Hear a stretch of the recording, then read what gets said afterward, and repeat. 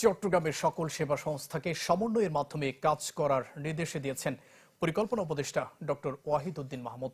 সকালে সার্কিট হাউসে বিভাগীয় পর্যায়ে সরকারি কর্মকর্তাদের সাথে মত বিনিময় সভায় এমন নির্দেশ দেন তিনি বলেন, সমন্বয় ছাড়া কাজ হলে মানুষ ঠিকমতো সেবা পাবে না। একই সাথে অপচয় পরিহারেরও আহ্বান জানান তিনি।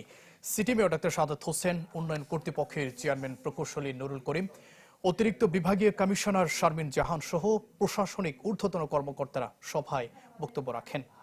আমাদের সাথে সংযুক্ত আছে